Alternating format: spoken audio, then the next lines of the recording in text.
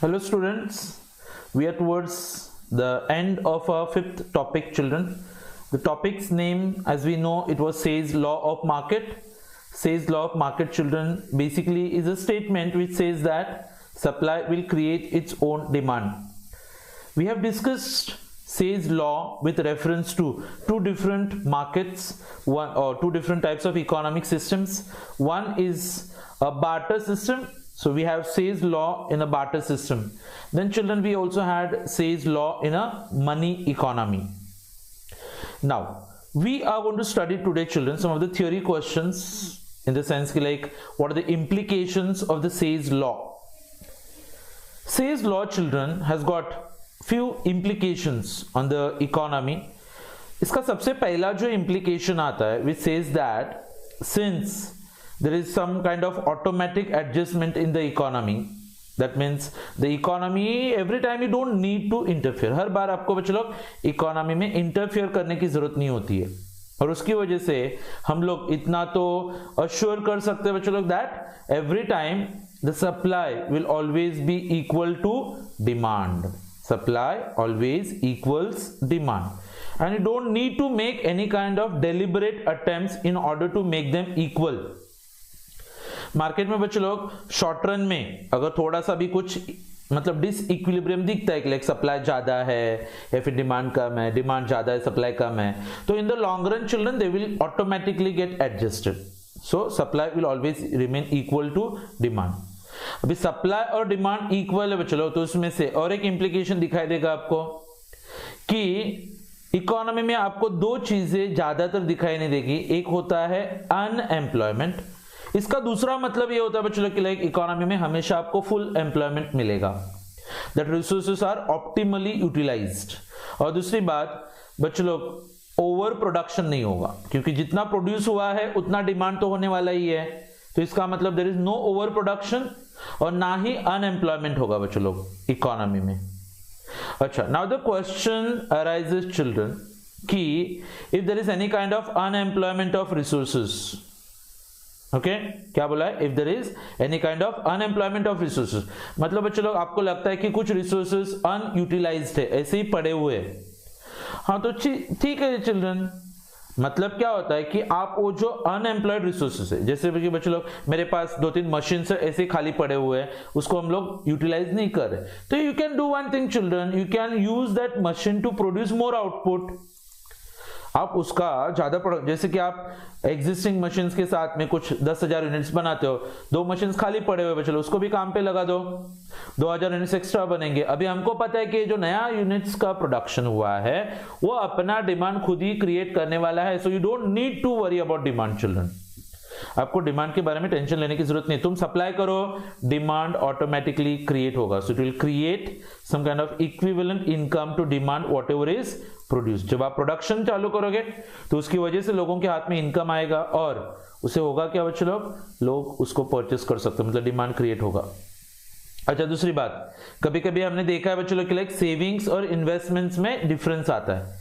कभी कभी इन्वेस्टमेंट्स ज्यादा दिखते हैं आपको, तो हम लोगों को पता है बच्चों, हमने डायग्राम के जरिए देखा था कि इंटरेस्ट रेट्स है ना फ्लेक्सिबल होते हैं, कि जैसे इन्वेस्टमेंट ज्यादा हो गया सेविंग्स कम है, तो इन्वेस्टमेंट ज्यादा होने की वजह से बच्चों क्या होगा, रेट ऑफ इंटरेस्ट मार्केट में बढ़ जाएगा. अभी जैसे ही रेट ऑफ इंटरेस्ट बढ़ता है तो लोग ज्यादा पैसा सेव करना चालू करते हैं, तो एक जो गैप था ना कम सेविंग्स और ज्यादा इन्वेस्टमेंट्स, वो ऑटोमेटिकली फिलअप होता है. So we don't have any kind of deficiency or shortage in demand in the market.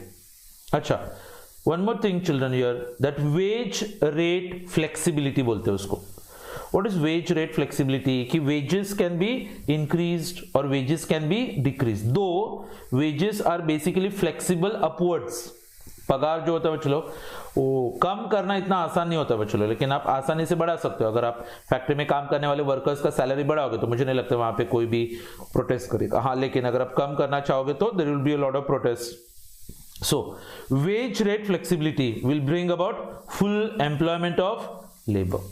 तो आई थिंक हम लोग अच्छे से वेजेस ऑफर करके आई थिंक पूरे के पूरे लेबर को एम्प्लॉय कर सकते. And Very important children. I told you what is the difference between monetary economy and barter system. Barter system में हम लोग goods और services exchange करते हैं with other goods and services.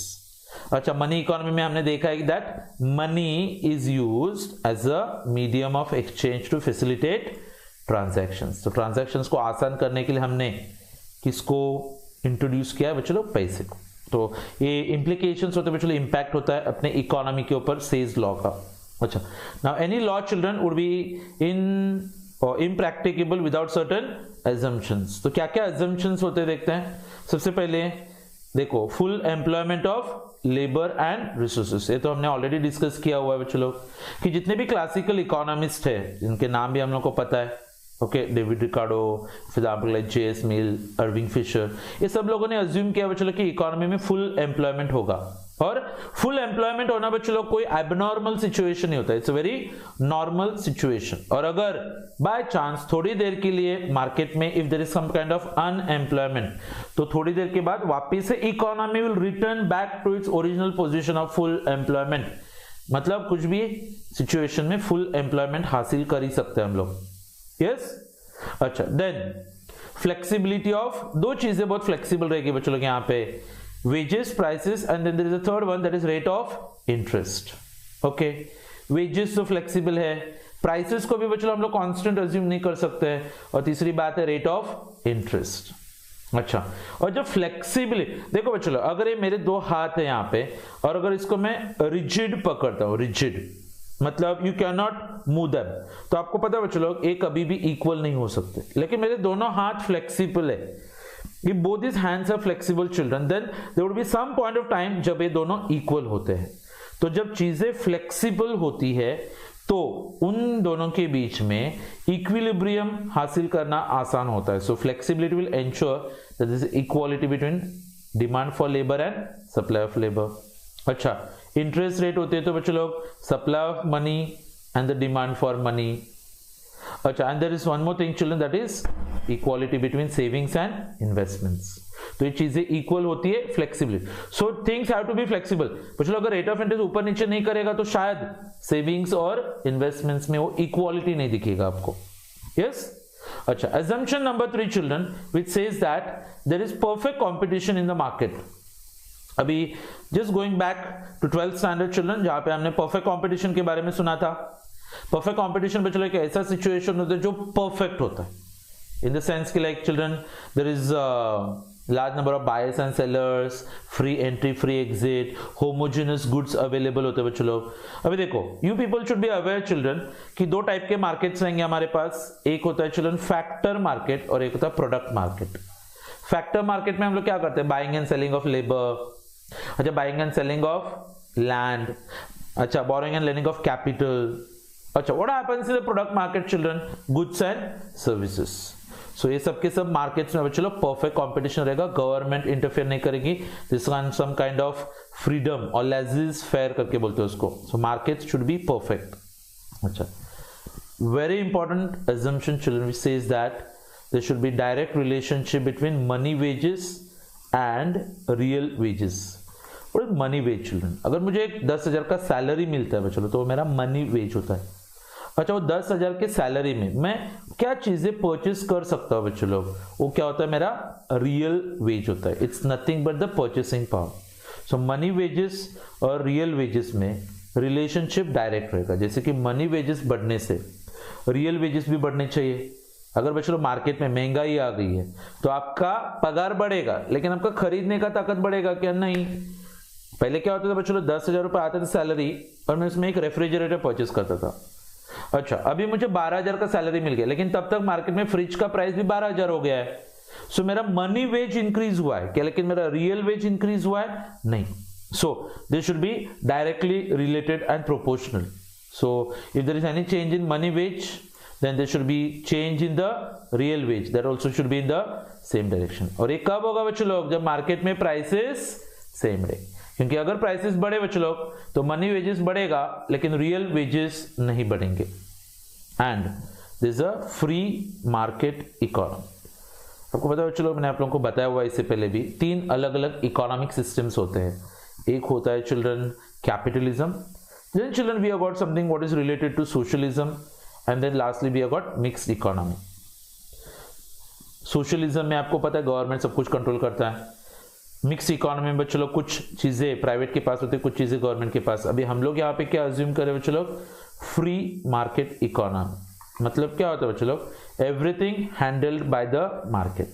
और जब मैं वर्ड यूज कर रहा हूं बच्चों लोग मार्केट, तो we are actually talking about demand and supply. किसकी बात करें हम लोग, डिमांड एंड सप्लाई.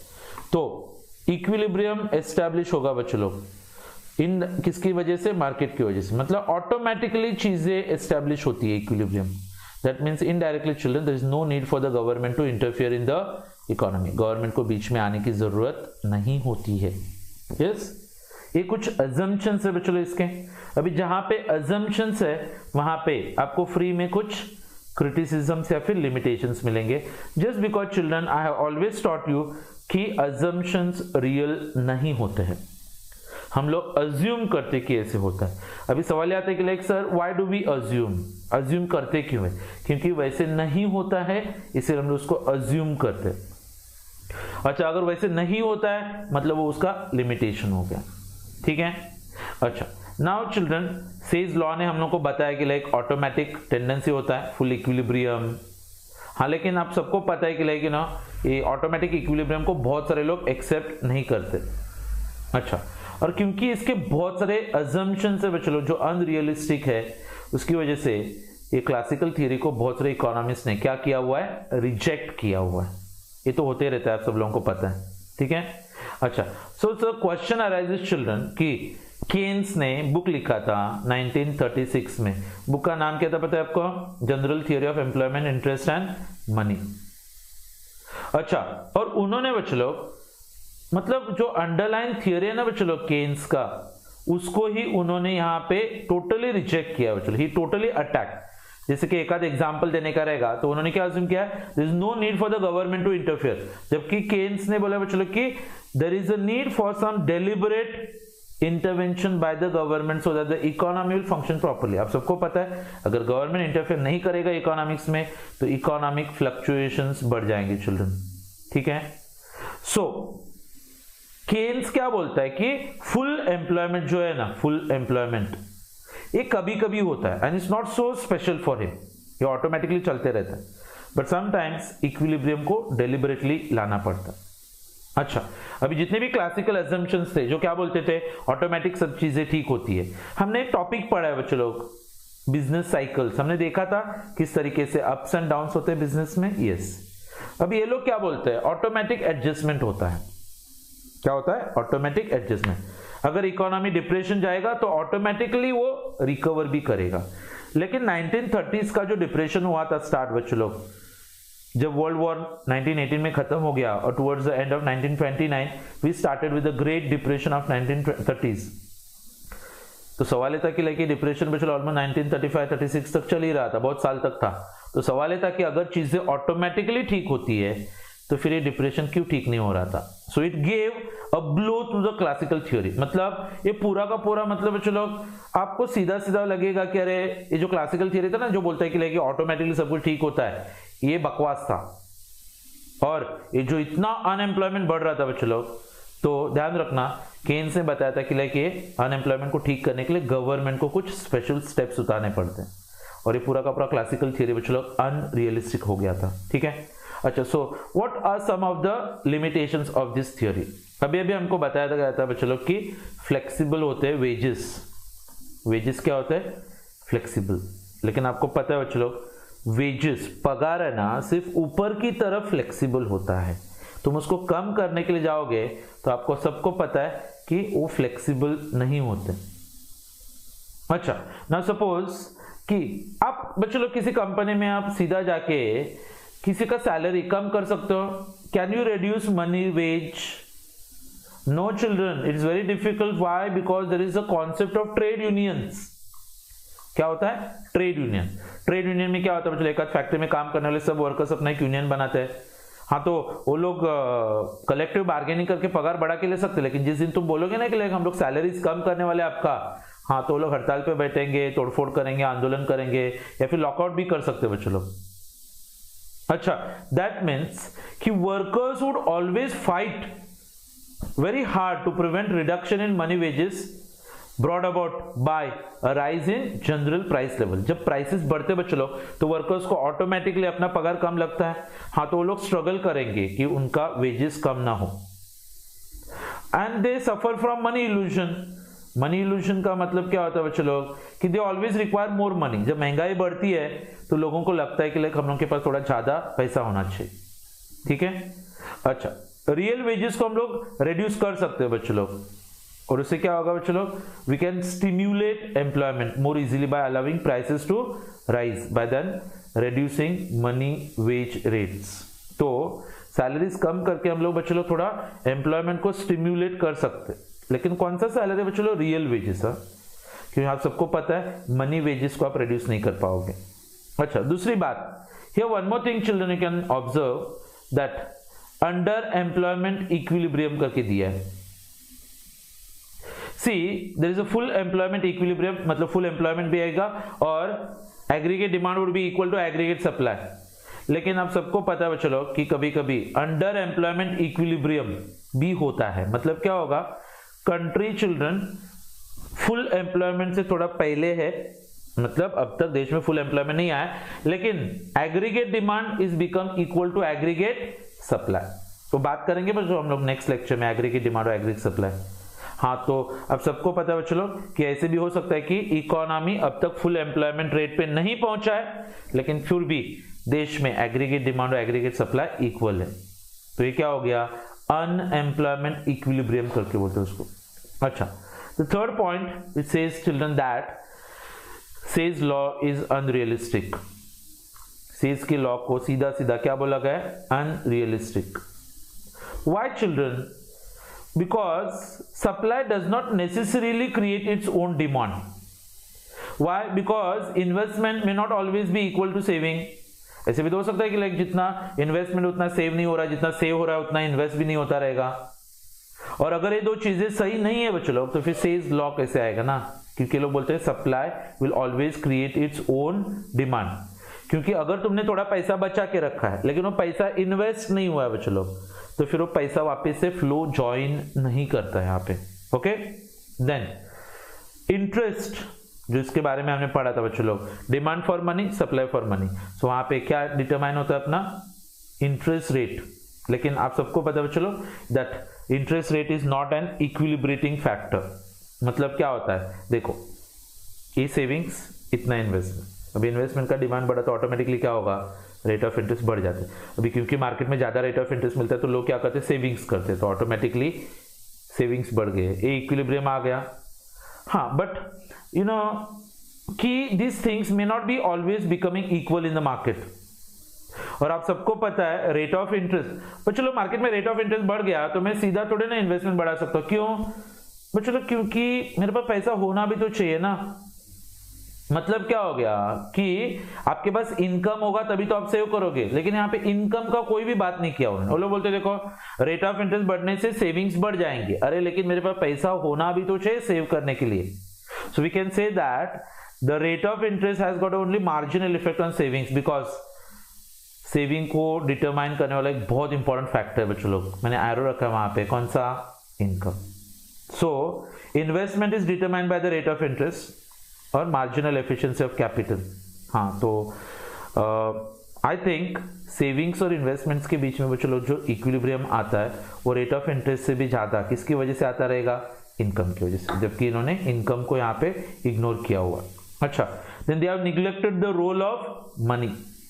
ज्यादातर इकोनॉमिस्ट बच्चों लोग मनी को न्यूट्रल मानते हैं. मनी का इफेक्ट क्या होता है बच्चों लोग, न्यूट्रल. और सपोज बात यह आती है कि लाइक उन्होंने फिर मनी को आउटपुट और एम्प्लॉयमेंट के ऊपर कुछ भी इफेक्ट नहीं होता, ऐसा वो लोग मान लेते. अच्छा, नाउ यू नो चिल्ड्रन कि like money, when we use money we use it for transaction, but at the same time आप सबको पता है चलो हम लोग पैसा और किस चीज के लिए यूज करते हैं, प्रिकॉशन. मैं पैसा ऐसे ही रखूंगा, क्या पता बाद में मेरे को लगा तो. अच्छा, मैं पैसा स्पेक्यूलेट करना चाहता हूं मेरे पास, इसके लिए भी तो डिमांड आता है बच्चों लोग मनी का. एंड वेरी इंपॉर्टेंटली चिल्ड्रन कि money can influence lot of output, income, employment, ये सब चीजों के ऊपर मनी का बहुत सारा इंपैक्ट होता है जिसको इन्होंने निग्लेक्ट किया, ठीक है। अच्छा, रियलिटी में अगर आप देखोगे बच्चे लोग तो इकोनॉमी सेल्फ एडजस्टिंग नहीं होता है। क्या बोला है? इकोनॉमी सेल्फ एडजस्टिंग नहीं होता है। मतलब बच्चे लोग किसको इंटरवेन करना पड़ेगा? State intervention. स्टेट का मतलब क्या बच्चे लोग? गवर्नमेंट। बच्चे लोग हर बार चीजें ऑटोमेटिकली ठीक नहीं होती है, गवर्नमेंट को चीजों को ठीक करना पड़ता है। अच्छा, दूसरी बात, गवर्नमेंट जैसे कि बच्चे लोग मार्केट में पैसा ही नहीं है तो गवर्नमेंट खर्चा करती है। अच्छा, आपको टैक्स लगाती है, कभी जरूरत पड़ेगी तो गवर्नमेंट पैसा बोरो करती है। और तो आप देखो गवर्नमेंट का खर्चा, गवर्नमेंट का टैक्सेशन, गवर्नमेंट का बोरोइंग, ये सब क्या है children? This is intervention by the government. और ये गवर्नमेंट जानबूझ के करती है एम्प्लॉयमेंट बढ़ाने के लिए या फिर इनकम को एडजस्ट करने के लिए देश में। तो इकोनॉमी ऑटोमेटिक एडजस्ट नहीं होता है, गवर्नमेंट की जरूरत पड़ती है। एंड सी चिल्ड्रन, जब भी आप बात करोगे ना कि इकोनॉमी ऑटोमेटिक एडजस्ट होता है तो कुछ आर्टिफिशियल ऑब्स्टिकल्स दिखाई देंगे आपको। जैसे कि यहाँ पे हमने क्या अज्यूम किया था चिल्ड्रन कि मार्केट में कौन से टाइप का मार्केट रहेगा? Perfect competition. अभी आप सबको पता है परफेक्ट कंपटीशन चिल्ड्रन इमेजिनरी है, वो रियल नहीं होता है। और बच्चों बहुत सारी दिक्कतें आती है ना, जैसे कि हम लोग बोला कि हाँ अगर हम लोग को जरूरत पड़ेगी तो हम लोग वेजेस रिड्यूस करेंगे, कौन आएगा बीच में? Trade union. अच्छा, अगर आप पगार कम कराने के लिए जाओगे तो गवर्नमेंट आएगी बीच में, हमने क्या बोला था? कम से कम इतना पगार देने का। अच्छा बच्चों लोग, हमेशा कंपटीशन ही थोड़े ना होता है, कभी कभी इंडस्ट्रीज में क्या मिलेगा आपको? मोनोपोली। हाँ, तो ये सब लोगों को हटाना पड़ता है। और आप सबको पता है ये जो आर्टिफिशियल ऑब्स्टिकल्स है बच्चों लोग, ये चीजें प्राइसेस, वेजेस और इंटरेस्ट रेट्स को फ्लेक्सिबल रहने नहीं देंगे। और अगर ये चीजें फ्लेक्सिबल नहीं है तो सवाल ये आता है कि सेज लॉ फिर इनवैलिड हो जाता है। ओके, तो कौन से 3 थियरी के क्वेश्चंस हो गए बच्चों लोग? इम्प्लीकेशंस करके एक आता है, assumptions आता है और बाद में क्या आता है? criticisms. So with that children we have just completed with our topic number 5. Next lecture children, whenever we meet we will be talking about the effective demand and the consumption function, and we'll be coming towards the end of the first module that we have started. क्योंकि almost like 17 chapters है बच्चों लोग, तो we will go step by step and almost like by chance Diwali के आसपास अगर आपका exams वगैरह रहेगा, आप ऐसे मत सोचना कि सर जाने दो ना, काहे के लिए एग्जाम चाहिए। नहीं, एग्जाम्स आर इक्वली इंपॉर्टेंट, नहीं तो आप पढ़ोगे नहीं ना। ओके, फिर लेक्चर नहीं देखोगे मेरा। हाँ, तो एग्जाम्स बहुत ज़रूरी है और फिर आपको ऑटोमेटिकली लाइक इवैल्यूएशन तो होना ही चाहिए। So that's all for today children. That's all about chapter number 5, Say's law of market, very important from exam point of view. Next lecture में जब हम लोग मिलेंगे तो we'll be talking about chapter number 6. So bye everyone, take care, see you in the next lecture.